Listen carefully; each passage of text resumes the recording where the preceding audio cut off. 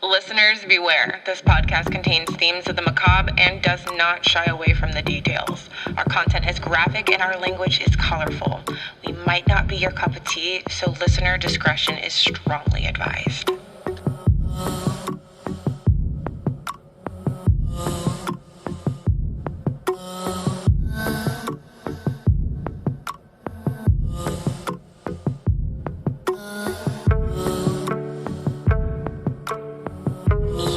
Tuned in to The Killer Tea, a podcast hosted by two best friends with a proclivity to decipher the deeply demented minds of murderers.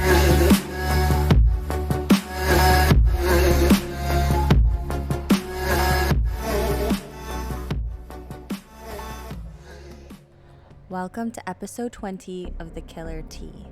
Today we will be discussing Edward Wayne Edwards, the Sweetheart Murder. We are your hosts, Christina and Chelsea. And yay, we made it to the final episode of season 1. Yes, bitch. We've been on this journey since October. Mid-October is when we accidentally started this podcast. Yeah, this is what happens when you have very limited time on your hands, but compulsive boredom. Yes. Because we are actually very busy entrepreneurs. Yes, we are. Businesswomen. Mm-hmm. But we always make time in our day to sit down and talk about murder together. Yes. Because, how do you bond with your friend? Mine is, cans of Monster and talking about murder. Murder. So today we are going back home to Ohio. To AK Rowdy. Yeah, that's literally my home. My place of birth is Akron. And you probably don't know what it is unless you watch basketball. Yeah. Because our only claim to fame James. is LeBron James and serial killers. So we've got that going for us. But today we are going to be talking about Edward Wayne Edwards. And man, this whole thing is a mind fuck. Yeah, and I feel like it's actually a lot more complicated than it needs to be, thanks to a certain someone. There's going to be some things that we really have to talk about. Yeah, we'll get there. All right, so I'm going to set the scene. Edward Wayne Edwards was actually born Charles E. Myers, June 14th, 1933, to Lillian Cecilia Myers in Akron, Ohio. Sorry, that was a mouthful, so I had to really enunciate. Enunciate your words. Lillian was actually unwed. The Scandal. So that means that Edward was a bastard. No. He's a bastard. But unfortunately, his mother died of complications, septicemia. So is that when she had sepsis? Yeah, so she tried to commit suicide by shooting herself in the abdomen. And it's actually really sad because Edward was there. He witnessed it. And she didn't die until 3 days after the fact. And she died because of complications from septicemia, which is just blood poisoning, unfortunately, is common, especially in that time period. As a bastard child that was now completely orphaned because he didn't know who his father was. His father was in his life. He went to go live with his Aunt Mary, who was Lillian's sister, and her husband. Wasn't his name Frank? Yeah, and Frank, him was a drunk. Oh, it was Fred. Oh, it was Not Fred. Frank. I'm Whatever. sorry. Fred's dead. Fred's a drunk. Fred is a drunk. And, this guy did not have a great foundation in his life. No, and I mean, his Aunt Mary was very loving and very supportive of Ed, but it all fell on her. Yeah, everything fell on her, and unfortunately she was diagnosed with multiple sclerosis, and by 1940 she was just too sick and couldn't take care of him anymore. And her husband was no help, so she literally had to send her son off to the Parmadale Children's Village of St. Vincent de Paul in Parma, Ohio. That's a mouthful. Yeah, which is a freaking mouthful. I actually went to college. Well, so did Chelsea. We both went to college. We both went to Tri-C in Parma, Ohio. Yes, we did. And If I had to guess, I'm thinking where those gigantic churches and stuff were, right by the university, Yeah. is where I'm guessing this used to be. It's no longer in operation. I felt like it was worth noting that I did a little digging on Parmadale, because this is at the time that he was living there, it was an all boys orphanage, and it was run by the Catholic parish, which at this time had a history of abuse. One former boy filed a lawsuit accusing one of the priests of molesting him more than 100 times from the time that he was 12 until he graduated at the age of 14. And then there were 8 other former altar boys that were also residents of the orphanage that sued them as well. I mean, there was tons of cases. So later on, when Edward claims that he was beaten and abused by the nuns and the priests, I'm inclined to believe that story. Oh, yeah. I mean, okay, and not to like hate on Catholicism, but the whole fire and brimstone, I mean, nuns are scary. Yes. Yes. Like, Thing of nightmares. Be honest here? Like, when I think of Catholic school, I think of very strict, disciplinarian, borderline abusive. I think of The Nun. I don't know if you ever saw that horror movie, but No, I haven't seen that particular. but that's what it makes me one. think of now. So he stayed at the orphanage until 1945, when he was expelled for, I'm doing air quotes, being a bad influence to other boys after misbehaving in multiple runaway attempts. To be fair, He he did say that his goal in life was to be a criminal. Like, he told the nuns that his goal in life was to be a criminal. The exact quote was, "Sister, I'm going to be a crook and I'm going to be a good one." But, I mean, get in this kid's head right now. He's being abused by the authority figures in his life. He has trauma out the wazoo. Like, I don't know what made him idolize crooks. Maybe it was just trying to misbehave so much and upset the nuns. But, I mean, I get it. Maybe he was just trying to get a rise out of him. Yeah, I don't think he was born bad.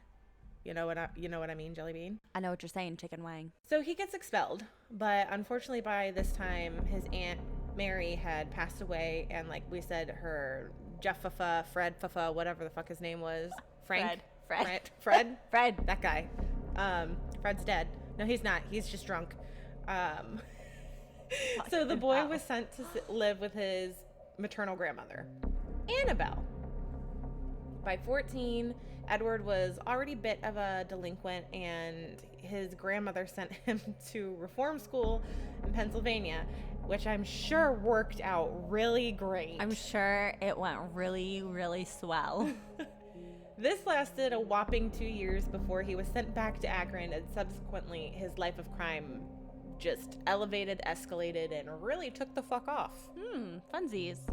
He did everything mostly non-violent stuff until his later teens, where he was doing burglary, arson. I mean, it was like petty thievery, petty burglary. It wasn't anything like super insane. His later teens is when we got into the armed stuff, but he never, I mean, not that this makes it any better, it doesn't make it any better, but he didn't go in with the intent to ever actually harm anyone. It was more to scare them, take their money, and go, which doesn't make it better. I don't know. Well, he does get caught and he goes to juvenile detention, or AKA juvie, as we always call it. He's seen by a psychologist there, Evangeline Weitzman, who describes him as neurotic and possibly psychotic, and is quoted as saying his behavior is definitely psychopathic, which for this time period, I'm going to say she's identifying Ed as having APD. I have issues with that, but this quote was taken and totally warped by a former detective that was invested in Ed's case 30, 40 years into the future. And he took this quote and transformed it into him being a sadomasochist or masochistic. And that is, these two things are not the same.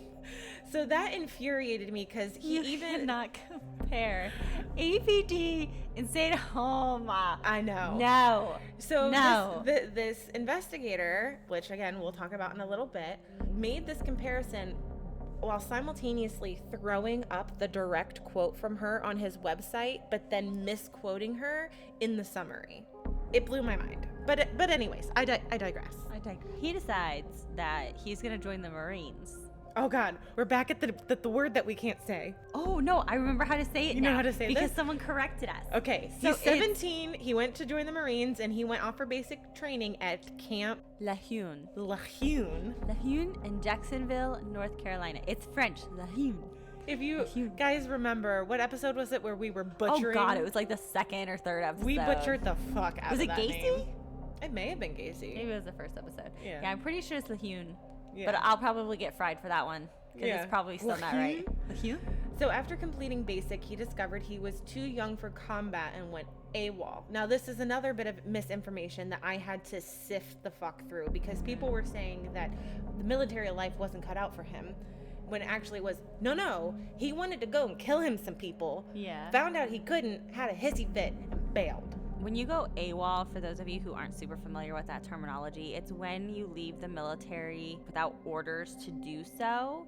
You can't just leave. That's called going AWOL, and it's bad. It's legally punishable. Like, you can get punished for a significant amount of time for just going AWOL. Well, you usually get a dishonorable discharge. And there's a huge case of a guy going AWOL in Afghanistan. Yeah. That he's facing federal charges for that. That's a whole big investigation. But so it normally ends in a dishonorable discharge, and what a lot of people don't realize is that affects you for the rest of your life. That can affect your career. That can affect you being able to get jobs. I mean, it's a big deal if you're dishonorably discharged from the military. So he evaded police for a short period of time, but he was eventually snatched up. I don't know what crime it was. I searched and couldn't find. But that did eventually lead to his dishonorable discharge from the military. So in April of 1952, he was actually sentenced to a federal reformatory in Chillicothe, Ohio, and he was there for 2 years. And this was for impersonating a Marine and interstate transportation of a stolen car. So he's not in the Marines anymore. He's been dishonorably discharged, but he's still impersonating a Marine. But I think this is what really turned him on to conning, because while he was probably going through basic training and in his fatigues and all of that stuff, he probably recognized that people treated him different and more respect and probably trusted him more. So I'm just going to go off on a guess and say that this inspired him to be like, oh, I can con people using this. Yeah. Well, I mean, obviously it did, because he fucking did the damn thing. And he was impersonating a Marine, was committing check fraud, robbery, and then he stole the car and took it across state lines. Which is a big no-no. Yes, you don't do that. So this fiasco kind of landed him in the big boy prison in Chillicothe, like what Chelsea was saying. And he was the age of 18 at this time and almost 19. So, I mean, he's still a kid. Yeah, I mean, he is still a kid. He's only 19 years old at this point. I know back in the 30s and 40s and 50s, that's a grown-ass man, but I mean, still a kid. At some point in time, he had struck up a friendship with a guy named Wayne and a girl named Marlene. He was roommates with Wayne. He was roommates with Wayne, and wasn't Marlene his wife? So Marlene would eventually become his wife, but they were all friends for a period of time, and they would go off and do hoodlum shit together. Hoodrat shit, aka rowdy. Yes. So they were committing these stupid, reckless teenage crimes. There was nothing. No, it was like petty theft. Just stupid things it's like that. It's like the one idiot in your group of friends that does all the stupid shit. That's what they were doing. That's what they were doing. But eventually it gets Ed picked up yet again for burglary. At some point in April again. Yeah. Of 1955. April and August are repeated dates for him. Oh, I don't know absolutely. if that is intentional or just a really weird coincidence. Who knows? Whatever. So he gets put back in prison for burglary, right? So while he's in jail, he calls his buddy Wayne and is like, hey, I'm gonna need you to do this for me. I'm gonna need you to impersonate my parole officer. And Wayne's like, okay.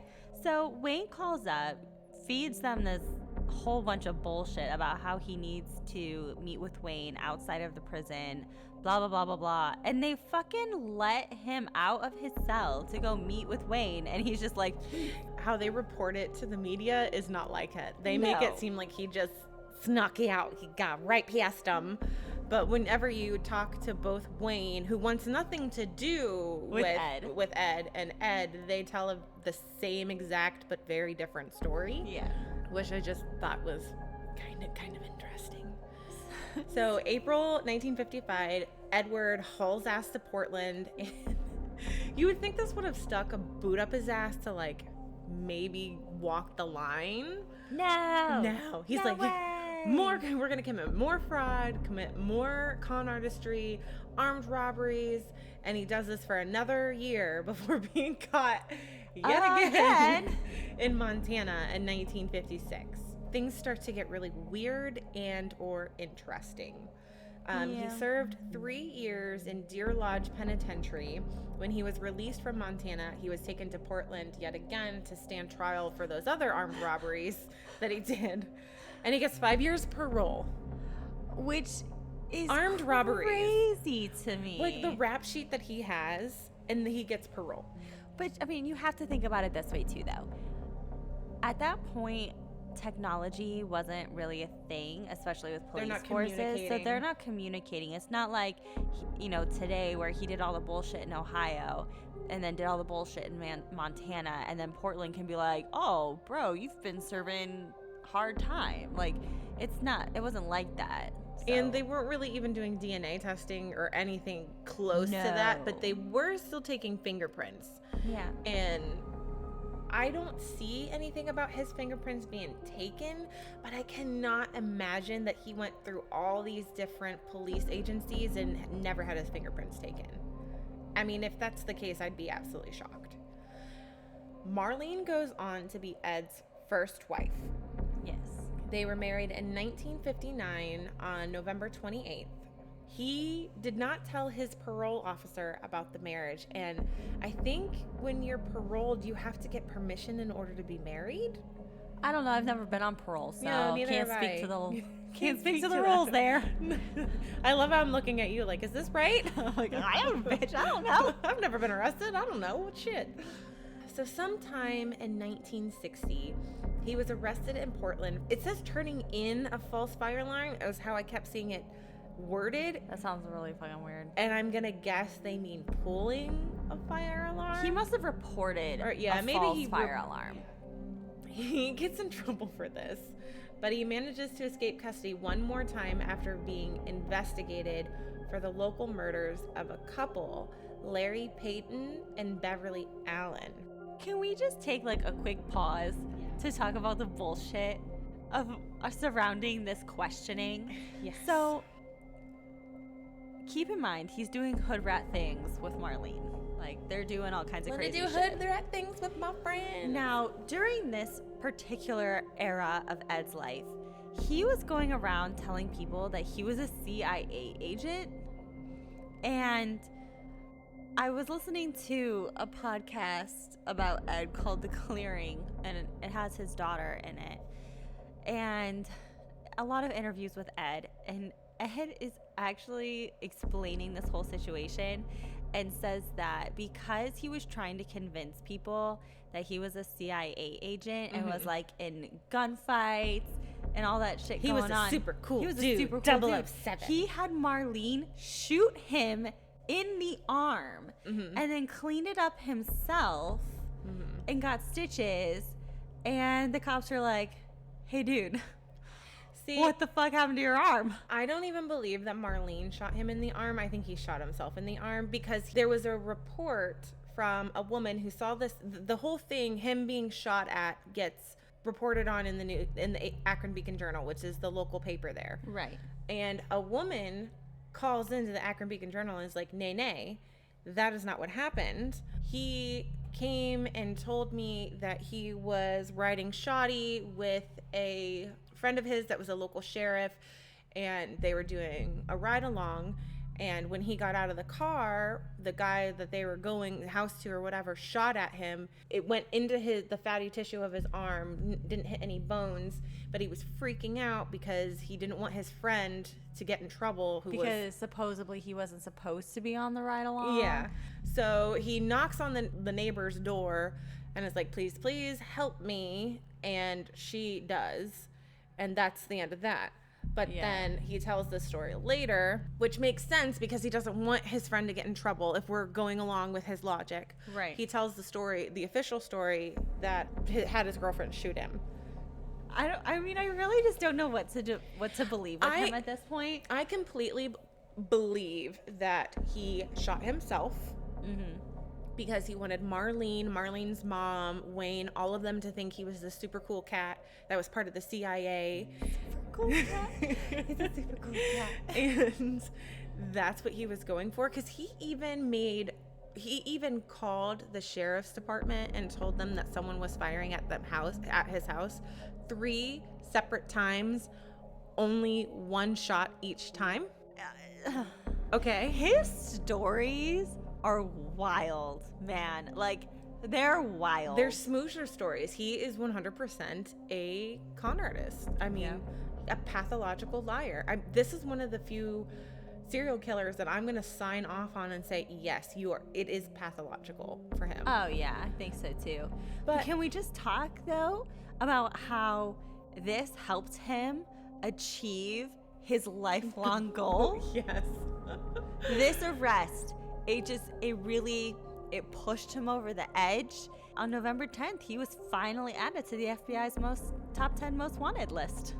So, well, goals, man. I do want to backtrack a little bit and talk about Larry Payton and his girlfriend Beverly Allen. Yes. Because on November 26, 1960, Larry Payton and his girlfriend Beverly were reported missing after having made plans to shop at the Lloyd's Center in Portland. I'm going to guess that's a mall of some sort. The next day, Payton's car was found with his mutilated body inside.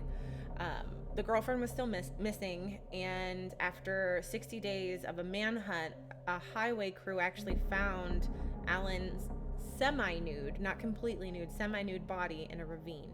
She had been raped and strangled, and it was a cold case for 7 years until a woman came forward with information about the killers, who she identified as 2 brothers and one of their friends that were all at this party that they were all at together. Yeah. These boys went and committed this crime and came back to the party and told people about it. And then she was able to disclose information to the investigators that only the murderers should have known. Right. And the 3 were arrested and charged. But it was, there's some substance to thinking that Ed could have been involved in it, because at the same exact time, he gets a gunshot wound to his arm. Right. And the gunshot in Payton's car was shot from the outside, not the inside. And he's in the same area. Mm-hmm. The circumstantial evidence is kind of daunting, but regardless, there was no way this girl could have known anything about these murders. It could have known what she knew about the murders without being told directly from the people who committed the murders. And what's his face, fucking Ed, had nothing to do with those people. Right. While it makes a really riveting tale, I can't sign off on it. I don't think he did it. I think they got the right people. I know they didn't have a lot of evidence, but the 3 the 2 guys pleaded guilty, I'm pretty sure, or at the very least admitted to their crime. And they had their star witness who never buckled. So, there you go. Bing, bang, boom. Yep. That's how it ends. He just wanted to look like a very important CIA agent and like a Billy Badass. As you do. As you do. So that's my story, and I'm sticking to it. All right. Well, goals, man. Goals. But he was captured yet again. And arrested in Hotlanta, Georgia on January 20th. 1962, at the tender age of 28. Look what he accomplished. He has accomplished so many things. so many things. All the things. He's a very busy. He is just like checking his list. He's a naughty Nelly. That's what he is for sure. That's all I'm saying. He's a naughty Nelly. Yep. So he's actually captured with Marlene, and this actually ends up getting him 16 years. Does she doesn't get charged with anything. I don't think she does, but she's with him when this happens. But he actually gets sentenced to 16 years in Leavenworth Federal Penitentiary. So we're talking like big time. Yeah, this is the big boy prison. Marlene divorces him. I don't know. I don't have that date, but it happened. Gee, why though? I can't imagine. He seems like such a nice fella. I mean, seems like a great husband material. But supposedly him landing in this particular prison is what turns his entire life around. He meets a unnamed, uncredited guard who inspired him to become this better person. Not a man of God. That's not that. I know everybody finds Jesus when they're in prison. But this guard shows him his life ambition should not be to be a criminal. It should be to help catch the criminals. And he's like, oh my God. You're right. That's what I'm made for. That's what I should be doing. So by age 33, Ed was paroled from prison. I mean, out of that 16 years, he really spent like nothing. Yeah. He wrote a book about his success as a reformed criminal and actually became a motivational speaker. And he went to schools, he went to churches. He toured for 2 years. From 1971 to 1993, he toured as a speaker on prison reform and on his book on how he became this reformed man and didn't commit any more crimes. Mm-hmm. He became a functioning member of society. Jokes. These guys got jokes. Right about, and this is perfect because we're about halfway through. I want to talk to you, Chelsea, about John Cameron. So this is where the research really started to piss me off, and I'm just going to be completely candid about it. It pissed me off because this ex-cold case investigator who was very reputable, who had a very excellent career and is very resourceful and professional, he got fixated on Edward's case. How did he find about Edward's case? I think he was the investigator on an unsolved cold case that they had that Ed was linked to and suspected as maybe being the perpetrator. And he fell down a rabbit hole, for lack of better words. I don't understand. He was so...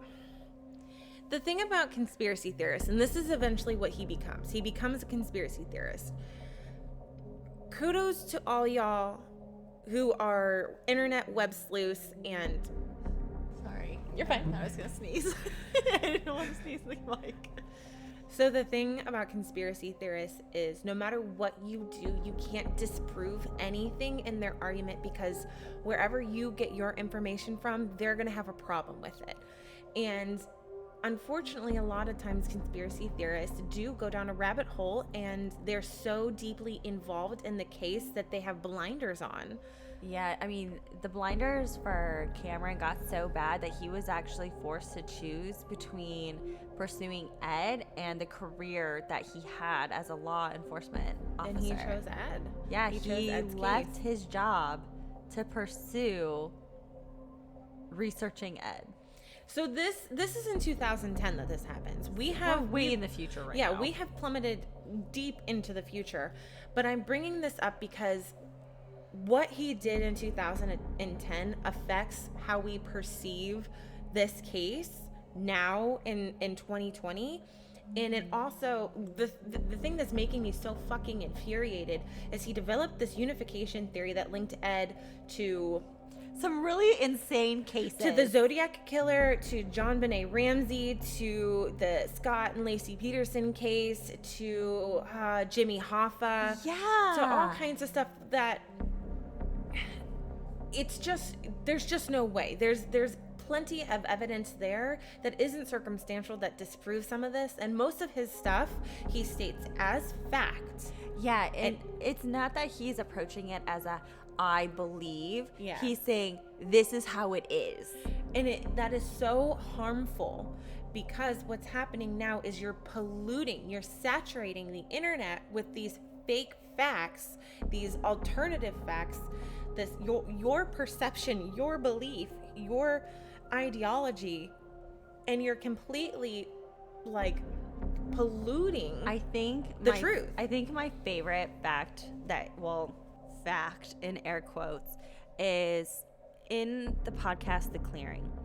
His daughter April is Ed's daughter, and she actually goes to speak with John Cameron about this because she's just like really interested in his take.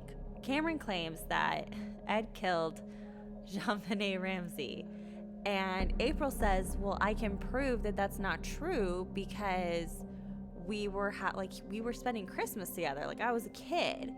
And John literally retorts with, well, has your father ever chartered a plane? Because JonBenet Ramsey was killed at 10 p.m. on Christmas Day night. Nobody knows the exact date and time that JonBenet Ramsey was actually killed. And that's what they say in the Clearing podcast is no one actually has a time frame that she was murdered. And it doesn't make any logical sense. That's the testament of, no offense to anyone who loves their conspiracy theories, but that's a true testament to how conspiracy theorists tend to work, is no matter what accurate information you present to them, they will find a way to distort it to fit their narrative. Yeah, like chartering your own aircraft. Yeah. So that is exactly why I have a huge problem with John Cameron. I do believe at one point in time he was a very reputable investigator, but I think that he just kind of went off the deep end. And due to his interference, the amount of misinformation on the internet has created this haunting effect that bleeds into the surviving victims' lives. I almost feel like it undermines the victims of his actual crimes, because he did actually commit some really horrific crimes, and I feel like this devalues them in some way because he's being linked to all these other murders that... You're looking in the wrong direction. Yeah. So Ed has admitted that there are more out there, or alluded to. He's alluded to that there's more out there, which I mean, maybe. I don't know. Maybe I feel like maybe Ed just wanted attention. But irregardless, if there is the potential for them to be more out there, we can't focus on them. No, because this guy's getting all the media attention and moving it towards these completely unsubstantiated theories. Lacey Peterson. Come on. I mean, regardless, Ed's family, who I believe serial killers' families are also victims. Yeah. And then the victims' families, they are inundated by this new 2010 through 2020 media attention. Right. Of the most painful, traumatic time of their life. And it's not as if people are, looking for the truth. They're being inundated by strangers wanting to know if Ed killed Lacey Peterson, and they're coming to these victims. I mean, it's the worst kind of paparazzi. Yeah, I agree with you. So, but anyways, because of all this misinformation out there, it made trying to find the actual facts of what we know to be true that happened that much harder. Well, I mean, look at when we were just deciding who we wanted to finish this season up with. We were literally Googling serial killers from Ohio. And when his name came up, I told Christina, I'm like, oh my God, he's been linked to possibly the Zodiac. And there were a couple others that I mentioned that I don't even remember off the top of my head now. But it was him being linked to the Zodiac that made me go, really? Ooh, that's interesting. But then it's all fabricated. We hit a wall of bullshit. Yeah. And then we had to sift through it. And it's especially infuriating because we have victims' families that are still alive. Mm-hmm. His daughter is out there, and she actually has to have a confrontation with John. And I don't know. It's the most unhealthy part of the web sleuth and armchair detectives that are out there. And the thing that really gets me fired up is I don't trust his intentions. This is completely my opinion and not substantiated by any facts, but I believe that he got onto this case, was interested in it, and immediately knew that he was going to be able to make it some viral thing and get a book deal out of it, get TV shows out of it, because even when he was being interviewed by the Clearing podcast, he could not help but drop that he had done 2 TV shows and a book tour and had done a book. To me, it was gross when he did that. At the end of it, it's just so uncomfortable. He does give them all of his stuff and kind of passes the torch onto them. He's made his fucking money. Yeah. I didn't look at that as a nod of generosity. He has everything that he needs. So some people are singing his praises, and I'm over here being a critical Callie because I just think it's fucked up. Yeah. There needs to be more advocates for the survivors, and I just think that was unnecessary attention that they didn't need in their lives. But anyways, sorry. Going back now. The point is, I want to stick to what we know as much as possible and not speculate on the facts. So, but some of you, if you are interested in this case and you want to see Cameron's perspective, then you're going to have to go find his shit, because we're not going to do it on this podcast. We're not talking about it. Yes. So, all of that being said, there is a reasonable possibility that Edwards is connected to the Zodiac. Not so much that he is the Zodiac, but that he's connected to him. Yeah, I mean, and that actually comes from April, his daughter. And I mean, Cameron obviously speculates on it, but April is the one who really kind of brings attention more to it, because she talks about her father being almost obsessive. He was fixated and infatuated. Yeah. They would watch things from the Zodiac come up, and he would be like, well, that's not how it happens. And it wasn't like that though. And I mean, how would you know unless you were either A, there, or B, knew who was? In his book, what's the name of his book? I'm drawing a blank on it. While Chelsea looks it up, I'll tell you the story. In his book, he describes being in a penitentiary with a guy who was interested or knowledgeable in Egyptian hieroglyphics, and he tried to wear a hood, some other very interesting stuff. That really kind of resonated with some of the things that matches what the Zodiac did. His book is called Metamorphosis of a Criminal. And I think you can still buy it on Amazon. Oh yeah, you can totally still get it. Yeah. It doesn't, if you're looking for hints about murders that he's done, it's highly speculated that there might be some in there, but for the most part, you really have to grasp at straws to find anything from what I've read. Yeah. So all of that information about John aside, we're now moving into Ed as a father, as a husband, and his life of crime that, he supposedly gave up and was a reformed man continues. He doesn't commit crime anymore. Yeah, seriously. To take us back to where we were, Ed is out there doing his book tours. He's charming and thoughtful and handsome. I mean, have you seen pictures of him? I mean, yeah, he was like a classically handsome. He's like a 1950s classically handsome man. Yeah, I agree. I mean, if I saw him, I never would have been like put off by him. He looked like a friendly dude. Yeah. And apparently he was funny, so that's another thing. Yeah, the humor, man. The classic salesman. Yes. Is what everyone was saying. Exactly. And everyone thinks he's great.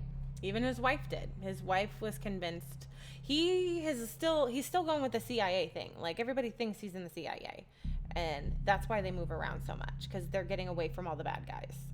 Yeah, he would often use the excuse that he was one of the good guys and that the bad people were after them, and that they thought that, they were after him because he told his family that he had been an informant and a snitch while in prison, and that's why people were after him. Yeah, his daughter April described her childhood as very transient, unpredictable and frankly just unstable. Yeah. Her father was mentally and emotionally abusive, and he was far from the reformed criminal that he led everyone else to believe, because she said that he was constantly looking for people to con. Friends, family, he'd con anyone. Oh, yeah. I mean, and like we said, he was the salesman, so he was good at it. Anytime an altercation came up or his caliber of his person was brought into question, he picked the family up and they fucking bolted. Yep. Yeah, sometimes she would start a school at one place, and then before she knew it, she was immediately in the middle of the night. They're fucking going someplace in one else. story, he said in the middle of the night, he literally came in and was like, "Yep, we gotta go right now. Let's go." One of their former babysitters said that the kids' bedrooms had no furniture, and at one point in time they didn't even have warm water to bathe. Oh, in one episode that I was listening to on him, one of their old babysitters said she had come over and Ed had actually hung the boys up. Oh my God, on yes. hooks in the garage by their belt loops as punishment. And she thought it was only going to be like a minute or two. And he's like, no, No. leave them there. Yeah. That's bizarre. Yeah. Ed would sometimes disappear for a day or so at a time and then reappear with cuts and bruises and even broken bones. And so a lot of time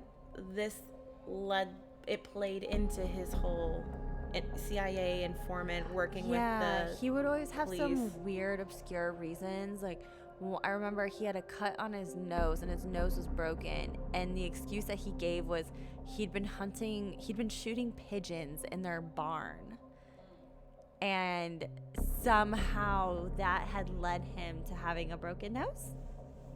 Well, the kids they go on record to say that it wasn't all bad.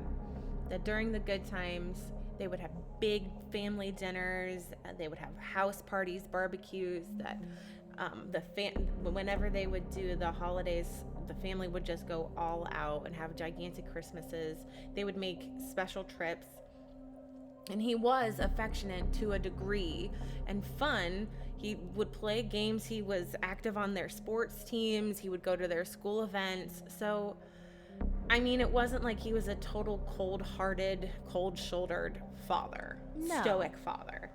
No, I mean, there were good times, but April, and we were referencing April because she's the only child that we really have anything on record from, but she would often remark about how her father would be watching the news and they'd be talking about crime or something that had happened, and her father would have commentary to go along with it, such as, "Oh, I would have done that differently," or "They don't have the facts right," or "That's not exactly how it happened." And I mean, that's kind of weird. Coming from two girls hosting a murder podcast. We don't sit and discuss how we would get away with murders that we see on TV. Yeah, but I mean, he ends up being a serial killer, so it's weird. But she says that it was in one of these moments that she, as a little girl, thought to herself that, maybe my dad isn't a nice guy. Which I can't even imagine being a child and having that thought. Yeah. So now we're approaching his first kill. And this one is a tumultuous one. Yeah, this one is kind of... Feelings. I mean... Yeah, there's a lot of feelings. A lot of feelings here. This is a very personal murder. Yes. So, if we're going on our fact-based timeline... Yes. This is his first kill. Correct. The summer of 1976, Billy Lavaco began to work for Ed. The 20-year-old quickly became friends with the Edwards. He was coming over for family parties, barbecues. He hung out with Ed, with his children. And then one day during one of these family parties, Ed discovered Billy molesting April. And April was a little girl. yes. We're talking what was it? She was about 5 or 6? Yeah, she was very little. So he didn't freak out at the time. But after he called Billy out of the room, and after he left, he got down to April's level and he said, "I'm not mad. What happened?" And April said nothing. She, in the Clearing podcast, says this whenever her dad admitted to this some 30 years later. Yeah. It blew her mind because she never realized that he had known what had happened until he confessed in 2010 to murdering Billy. Right. She had no idea that her dad knew that Billy molested her. She never told anyone. From 1976 until 1977, Edward watched Billy. Yep. He kept track of him. He's wanted, I don't know if he was like double checking to make sure what he thought happened actually happened. I think so. I'm sure he was probably trying to confirm it for himself in a way. He says he noticed that any chance this kid got, he was trying to molest April. Yeah. And he had enough. He made up his mind that one day when the time was right, he was going to fucking kill him. I mean, yeah. So August 1977, he knew this park where Billy and his girlfriend would go and make out. And he decided that if he ever saw Billy there, he was going to kill him. And one night, after all the bars and everything were closed, he saw him there. And this part is weird for me. The Billy thing I understand. yeah. The girlfriend thing, he says that he was surprised to see the girlfriend there, but because she was there, he was gonna have to kill her anyways. That doesn't make sense. He must have.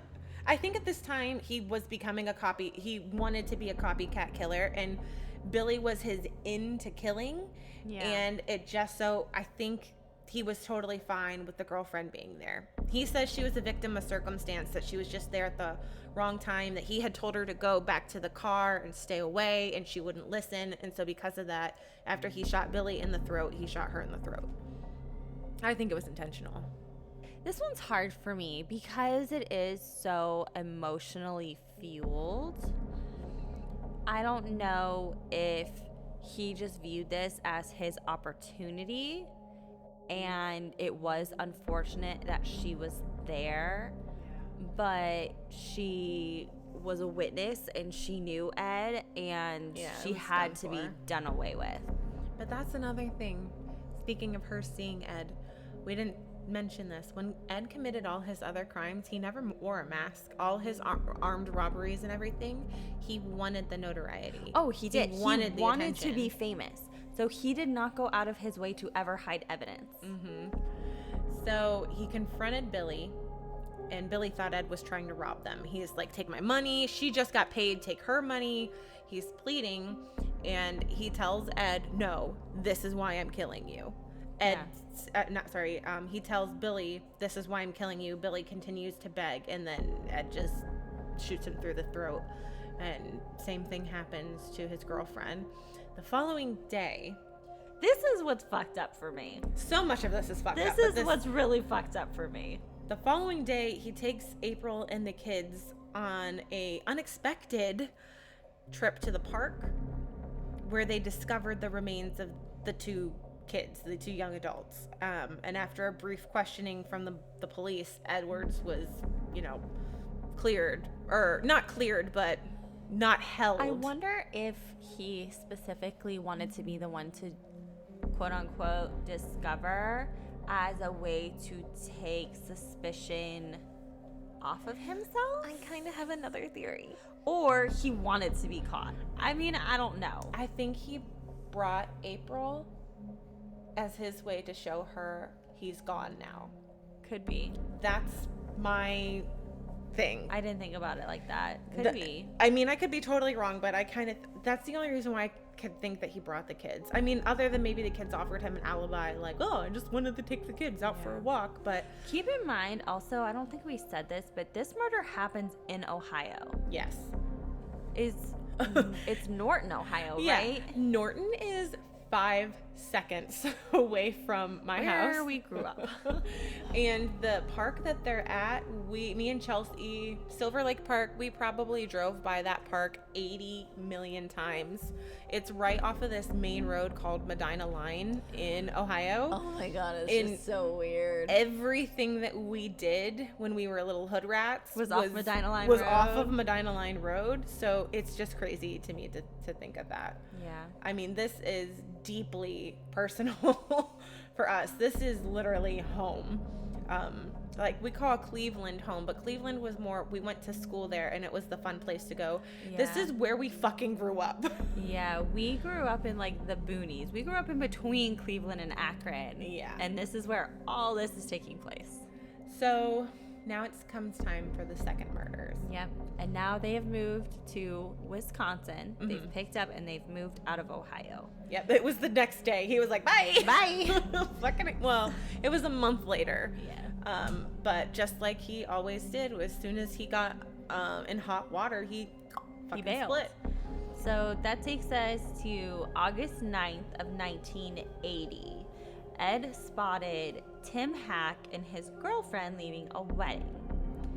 And they're two teenagers and had... They're both 18 or 19? They're both 19. Yeah, and they had arranged to meet up with some friends at the Fort Fest after attending the reception, but they never ended up showing up to meet up with their friends. Ed and Tim both worked together at the Concord Hall.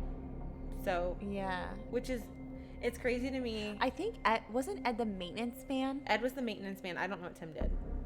I have no I mean, no he was clue. a 19-year-old boy. Who knows? He could have been doing anything. Yeah. But it's crazy because Billy worked for Ed, and now in this situation, Ed and Tim work together. Yeah. And they never show up. We don't really get an explanation as to why Ed kills them. Well, and, you know, Tim's parents wake up in the morning, and Tim's parents were actually supposed to be at that wedding with him, but I think Tim's mom might have been sick, and that's why they didn't go. Something had happened where his parents hadn't gone. So when they woke up the next morning and Tim still wasn't home, they started getting a little bit frantic and wondering what was going on. They go back up to the Concord house and find that his old brown Oldsmobile was still parked with his jacket, checkbook, wallet, and the $67 it still contained locked inside. So it's untouched, which they're going, okay, that's weird. They specifically point out, Tim's parents do, that the car was left in the exact same condition that Tim himself would have left it in. Like where his wallet was located, where his jacket was located, are all places that Tim would have specifically put them. So as they start pursuing and searching, they found Kelly's shredded clothes along the roadways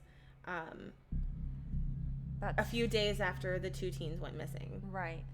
So after 72 days, so 2.5 months, Jefferson County authorities conducted a very thorough search that was described as one of the largest manhunts ever conducted in the state of Wisconsin. And unfortunately, but unfortunately, the couple's remains were discovered by two Milwaukee squirrel hunters.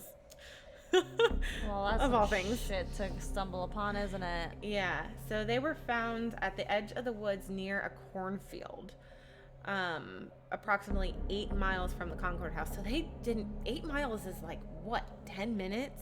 Yeah, they weren't very far.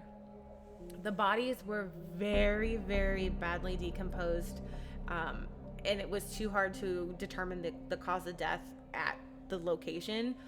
Autopsies had to be performed, and then the medical examiner listed the manner of death as homicide, which I think at that point everyone is well aware that it's homicide. Yeah.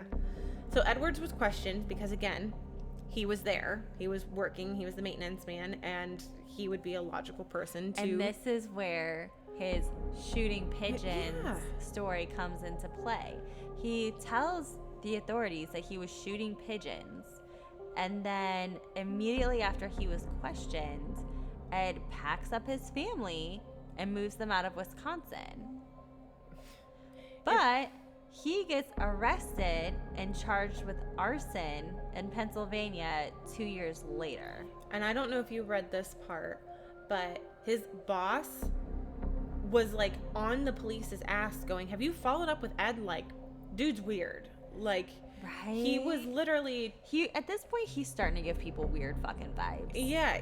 The owner of the Concord house was like, is a logical choice for this. Right. And not enough if anything, happened. Go on, no. So he's arrested for arson, right? Mhm. But the reason why he's arrested for arson is crazy. So after he moves his family out of Wisconsin, he attempts to burn their house down to collect on insurance money. So he's a fraudster. He's a con man. yeah, and now we've escalated to insurance fraud. Yeah. So the first time doesn't work because the house isn't considered a total loss. So he's like, you know what? I'm going to try it again. And the second time,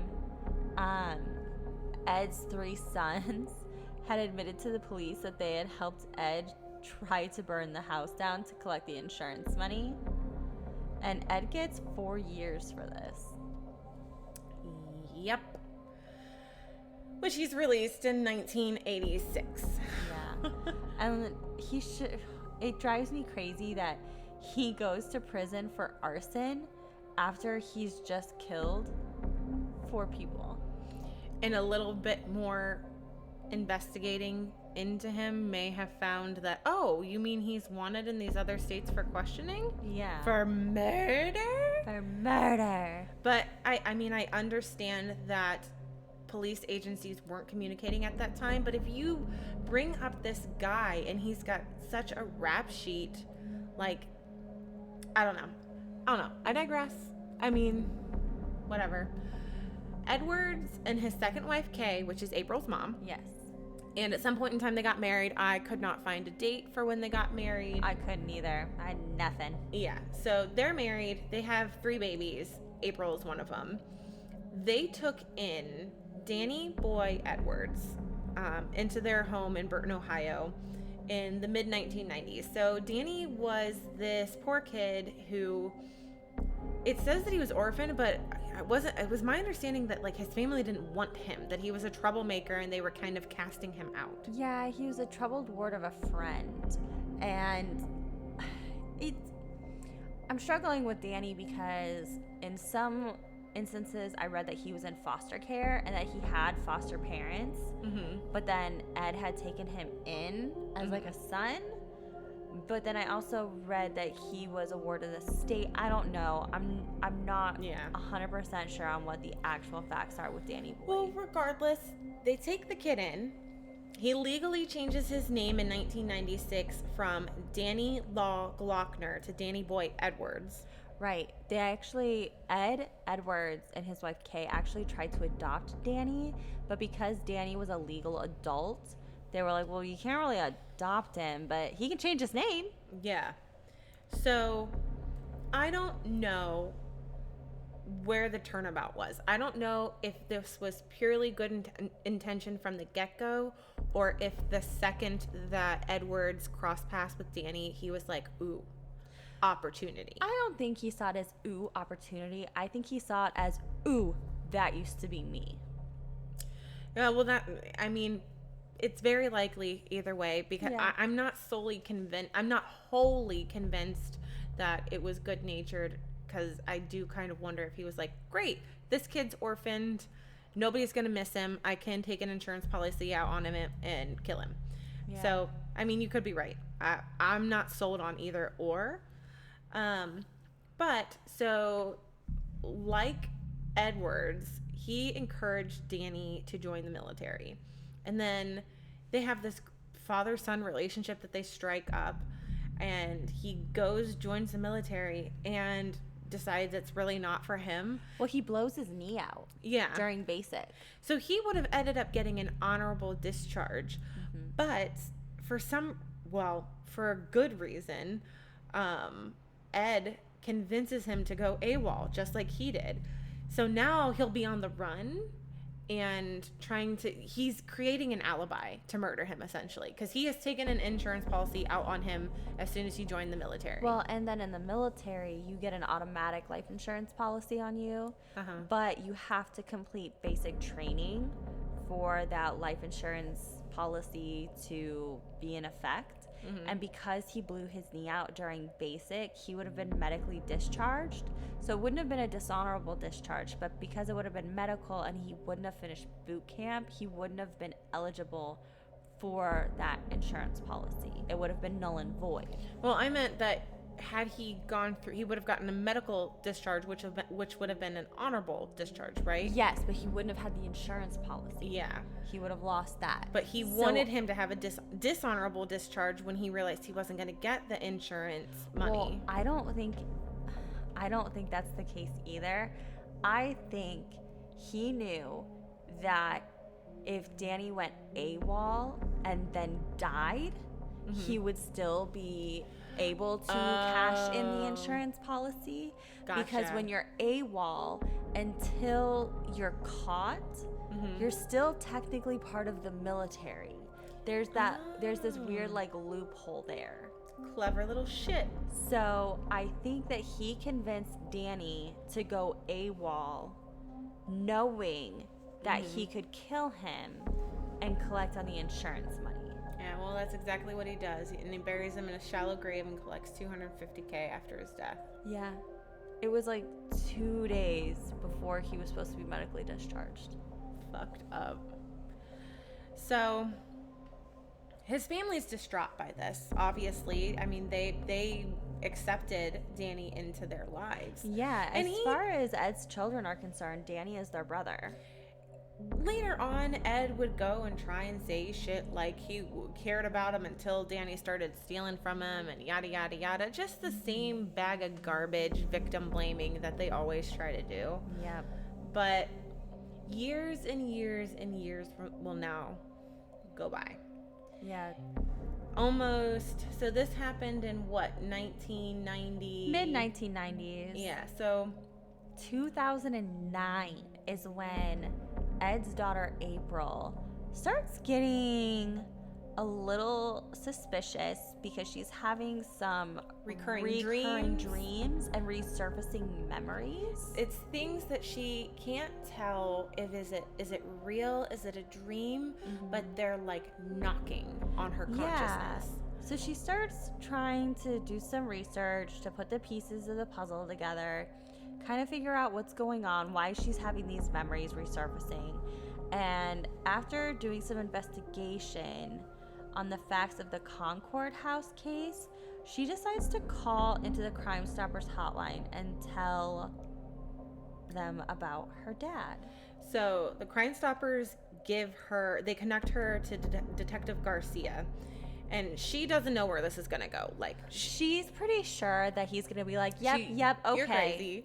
At this point in time, they had aired some stuff on, like maybe Frontline or not Crime Frontline. Stoppers. It was a show. Yeah, they did something on Crime Stoppers, and there had been a few articles posted.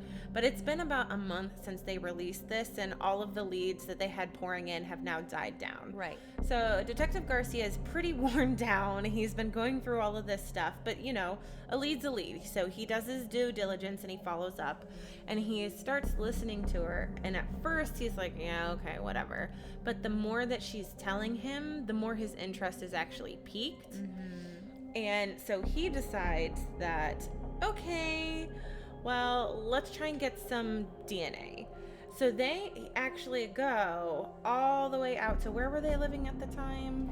They were like in Kentucky. Yeah, they were in Louisville? Yeah, Louisville. Yeah, they were in Louisville, and they roll up to his trailer and knock on the door, and they see this old man who's got He's in a wheelchair. He's in a wheelchair. He's got on oxygen tank, diabetes. Yeah, well, they go up and they approach it as they're looking into some old cases and they're trying to rule people out. Yeah, and he was a witness. They don't want him to be too suspicious. They're just trying to kind of feel it out at this point.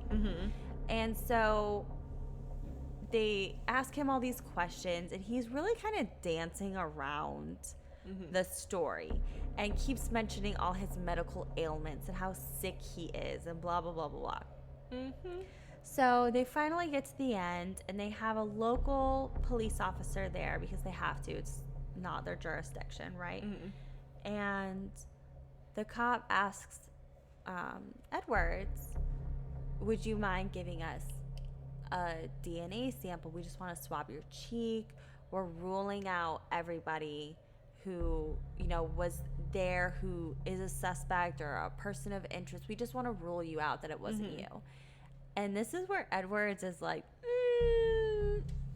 I don't know if I want to do that. You know I don't want to get blamed for something that I didn't do.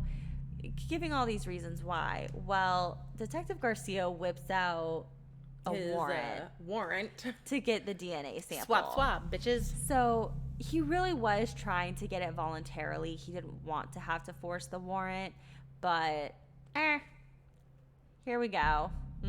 Here's the warrant. You have to do it. And what do you know? Perfect match. Perfect match. You are the murderer. Yeah, it was actually matched to the DNA that was found on Kelly Drew's underwear. So the second couple that he killed, that we don't have any explanation as to why, he actually raped Kelly. And there, you know, he didn't do that with the first couple, but that's what he did with the second couple. And Edwards, he does not want to spend the rest of his life in prison. In fact, he wants to be put to death. Yeah, he wants the death penalty, and he wants it quickly. He wants the lethal injection. He actually starts talking to the officers that he's been in contact with admitting to these crimes, trying to find out which state he could admit to murders in that will give him the lethal injection. Yeah. And so that's the only reason why we have him tied to these murders, is because he's so desperate to get out of Louisville and get out of... No, did they take him back to Portland? He goes back to Portland initially. He wants out of Portland because he wants to go back home to Akron, so that way the Ohioans will put him to death. And he thinks that this is going to happen via the murder of Billy and Billy's girlfriend. Yeah. But what he actually finds is, during the time that he was pretending to be a CIA agent, he was actually informing a little bit in prison, nothing substantial. And he approached the sheriff's department and made friends with one of the police officers there to kind of like have him watch his back, because he had been informing on some unsavory characters. And so they struck up a pretty, I don't want to call it a friendship, but they were candid as fuck. They were very candid with each other. I think they had similar maybe senses of humor. And they kind of connected through those senses of humor. So his job was to then go out to Portland and be buddy-buddy with Ed to see if he could get Ed to admit to any more of these crimes, because he had a hunch that Ed was the guy who killed Billy and Billy's girlfriend. Right. And so this part is true. Like, he's not bullshitting him. At the time of Billy and his girlfriend's murder, there was the death penalty wasn't a thing when he murdered Billy and his girlfriend. However, they had reinstated the death penalty in Ohio the years before he had murdered Danny. So if he just admitted to Danny, they would be able to get him back to Ohio and would more than likely be able to get him the death sentence. Right. But the way he had to do it was super tricky. He had to plead guilty to the murder of Timothy Hack and Kelly Drew so that he would not go to trial for them. He just had to plead guilty, and then he would be transferred to Ohio to do trial for Billy and his girlfriend, and then he would have to confess to killing Danny Boy. It was really jacked up, and he was grumpy as shit about this. He did not want to stay in prison. He just wanted to get it over and done with. And so there's this big back and forth where the officer's trying to get him to admit to Danny, because he hasn't quite done all the things he needs to do to admit to Danny's guilt. And there's this conversation about the head. Like, it's fucking weird. So man. Danny's missing part weird. of his head, or most of his head, and Ed had done something with it. And in a moment of frustration, he says something to the officers like, well, you don't even have the fucking head. Yeah, and the officers are like, well, where is the head? And Ed's like, with the bag I put it in. And they're like, okay, where's the bag? And he goes, with the head. Yeah. Like, he's totally toying with fucking them around. But he's pissed off because he's like, he doesn't want to admit to anything more because, you know, he's trying to, for some reason, preserve the integrity of his ego. I don't know. I don't fucking get it. But at the same time, unless he gives them more, they can't get him back to Ohio in the time frame that he wants. Right. He's acting like this is taking forever, but from start to finish, it actually takes 4 months. Yeah. Which in the terms of court and trials and the justice system, that's nothing. wicked fast. That is incredibly fast. But it doesn't matter anyways, because homeboy dies of natural fucking causes in prison before he even gets the lethal injection. Yeah, he actually died on April 7th of 2011. Like, who'da thunk? And, you know, a lot of people were going back and forth on this on the internet saying, like, it's good that we didn't kill him. We would have been just as bad as him, and we would have given him exactly what we wanted, and yada, yada, yada. Yes, but also, I think it's really a nod to the victims that he did not get to choose the way that he went out. Yeah. Like, he died of natural causes. That was beyond his control. He had said he wanted to do it XYZ, and then fate intervened. He was like, nah, bitch. Nah, bitch. But unfortunately, because he did die before his time, we might never know some of the answers to the questions. He had alluded to the fact that he may have committed other murders. And I say alluded because he really didn't come out right and say, yeah, I did, you know, XYZ, but he was kind of like, oh, if you only knew. Yeah, if you only knew. If you girl only knew. So, how do you feel, Chelsea? What do you rate this guy? This dude confuses the shit out of me. Yes. Like, I feel like we talked so much about him, and yet we don't know anything we about don't know him. anything about I him. know. That's exactly as I was doing all this research, and I feel like it's because of fucking Cameron. I feel like Cameron muddied the water so much. And listen, I'm not saying that there's no chance that there's more to the story than what we have. Yeah. I'm just saying he did not kill JonBenet fucking Ramsey. The only one that makes me go, is the stuff about the Zodiac. Mm-hmm. And I don't think he was the Zodiac killer. We know he wasn't. I think he was trying to be a copycat killer. I don't even think he was trying to be a copycat killer.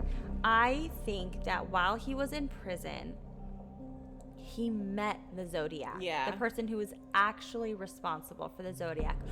Or in the clearing, I don't know if you listened to that episode, but there was one episode where they talked about him being friends with an airman who may have potentially been the Zodiac or related.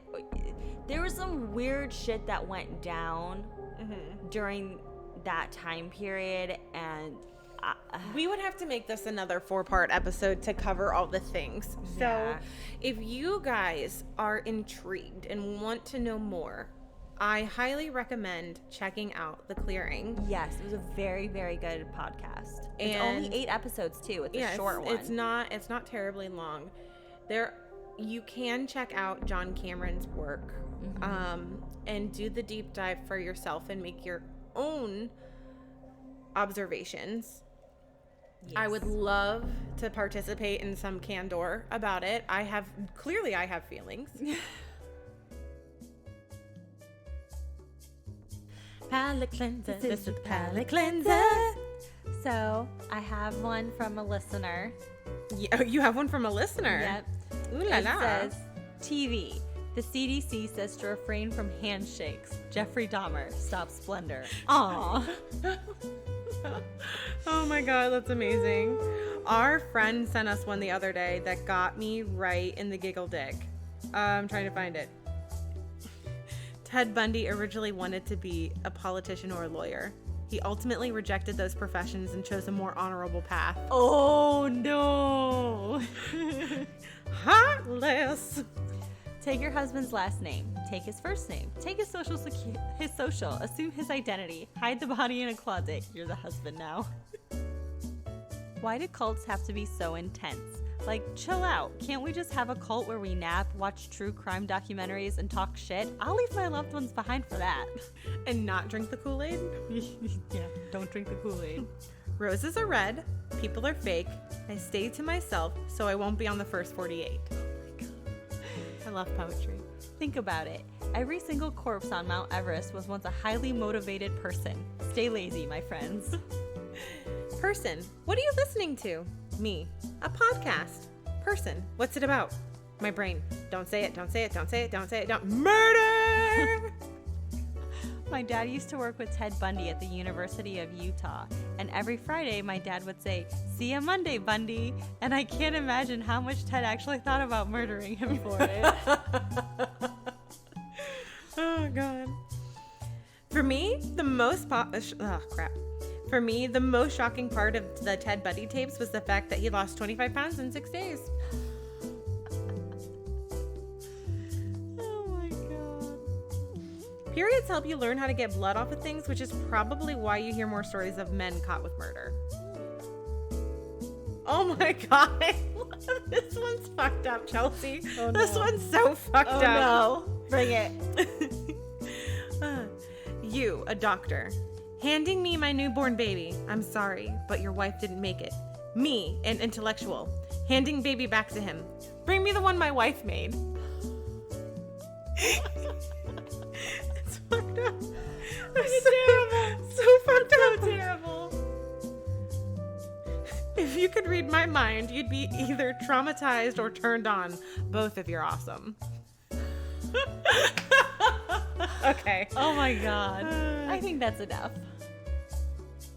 Oh, how many Jeffries? I'm gonna give him 6 out of 10 Jeffries. I don't believe he did all of the stuff. No, I don't either. I think he's a 5 for me. There's no rhyme or reason for him killing anyone. He could have gotten the police involved with Billy. Easy peasy. He could have had that handled. But he chose to fucking kill him, which, I kind of get. Yeah, I don't know. But, yeah. I think I'm just too fucking confused to pick Jeffries for him. Mm-hmm. Him's hard. Him's hard.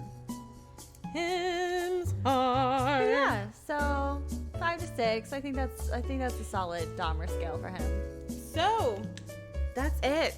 That's it. the end of season 1 of the Killer Tea podcast. Yes. Holy fuck. We did a whole season. Wow. And we have people that actually like us. We have friends. We have internet friends. Yay. Yay. Okay, so here's the deal. Here is the deal, y'all. We are going to record a mini-sode, maybe? So I think what we're going to try to do is we're going to take a week break. So there will not be another episode next Thursday, but there will be one the following Thursday. We'll be back to our normal Thursdays coming at ya. But we are going to try to do a couple mini-sodes during season 2. Maybe like 2 to 3, depending on what we have time for. Watch our Instagram stories. I feel like we might just have a story time. Yeah, we might have story time or lives where we just talk about a true crime case. Now, our mini-sodes don't necessarily need to be about serial killers. We're open to anything true crime related. So if there's something that you want to hear us talk about, that you want to have our thoughts and opinions on, let us know. Yes. All right, guys, you know the spiel by this.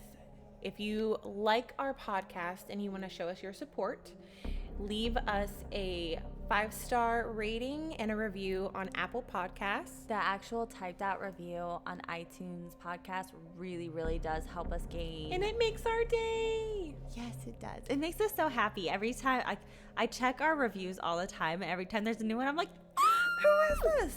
But it's the same thing. So if you would give us a follow on Instagram, Facebook, all of the things. Share us, tag us. We love seeing your commentary. We love knowing that you guys are listening to the podcast. Even just a quick tag on Instagram whenever you pop us on, it's awesome. So Yeah, we love do it. that. That's so cool. It's so fun. And if you don't follow us on social media, we're on Facebook, Instagram, and Twitter, all at The Killer T. And that's it, y'all. That's it. That's the end. That's all she wrote. All right. We will see you in 2 weeks. Bye. Ooh, that one died in my throat.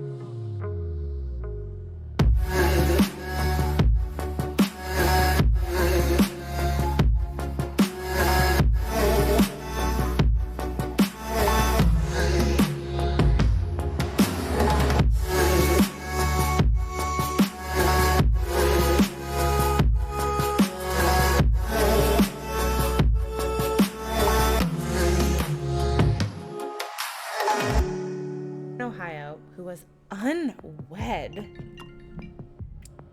Excuse me, ma'am. I had it on Do Not Disturb. Ma'am? What happened? I'm sorry. Edward Wayne. Well, now what? Now what? Nothing. I was trying to turn my notifications off and apparently I can't fucking do that right either. Falling the fuck apart right now.